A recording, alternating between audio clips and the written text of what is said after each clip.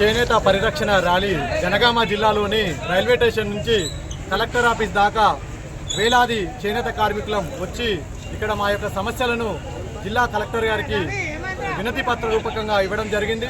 అదేవిధంగా మరి చేనేత కార్మికులు గత సంవత్సరం నుంచి చేనేత రంగము క్రమక్రమంగా ఈ ప్రింట్అవుట్ చీరలే కానీ ఇంకా మిగతా ఫ్యాషన్ దుస్తులతోని చేనేత రంగం పోటీ పడలేక చేనేత కార్మికులు ఆకలి చావులు ఆత్మహత్యలు శరణమని మరి గత సంవత్సరం నుంచి 17 మంది చేనేత కార్మికులు బలవంత మరణాలు చేసుకొని ఆత్మహత్య చేసుకున్నారు. దయచేసి రాష్ట్ర ప్రభుత్వానికి విజ్ఞప్తి చేస్తున్నాము. గత ప్రభుత్వం చేనేత కార్మికులకు చేనేత చేయూత, చేనేత తిట్టు అనే పథకాలను ప్రవేశపెట్టి చేనేత కార్మికులకు అండగా నిలిచింది. మరి గత ప్రభుత్వానికి కూడా మేము చేనేత వస్త్రాలను కళ్యాణ లక్ష్మి, షాదీ ముబారక్ లాంటి పథకాలలో చేర్చి ఒక కిట్గా ఏర్పాటు చేసి ఈ రంగానికి అండగా నిలవాలని గత ప్రభుత్వానికి కూడా విజ్ఞప్తి ఎన్నో చేయడం జరిగింది.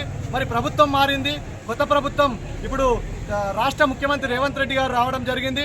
మరి రేపు ఆగస్టు 7వ తారీఖు జాతీయ చేనేత దినోత్సవం. మరి జాతీయ చేనేత దినోత్సవం సందర్భంగా మేము రాష్ట్ర ప్రభుత్వం నుంచి తీపి కబురు వింటామని అనుకుంటున్నాము. దయచేసి ముఖ్యమంత్రి వారికి విజ్ఞప్తి ఒకటే, మీరు కళ్యాణ లక్ష్మి, షాదీ ముబారక్లో 1,00,000 రూపాయలతో పాటు తులం బంగారం ఇస్తామని ప్రకటించారు.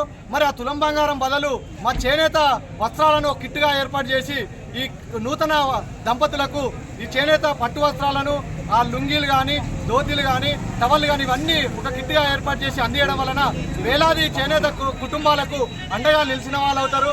వేలాది చేనేత కుటుంబాలు రోడ్డున పడకుండా ఈ రంగానికి ఆదుకున్నట్టు ఉంటుంది. కావున దయచేసి ఈ చేనేత వస్త్రాలను ఎగుమతి చేసే విధంగా, ఎక్కువ శాతం అందరికీ చేరే విధంగా ప్రభుత్వం చొరవ తీసుకొని కాపాడాలని ప్రభుత్వానికి 2 చేతులెత్తి నమస్కరించి మరి చేనేత రంగాన్ని ఆత్మహత్యలు లేకుండా కాపాడాలని ప్రభుత్వానికి మీడియా ద్వారా విజ్ఞప్తి చేస్తున్నాం.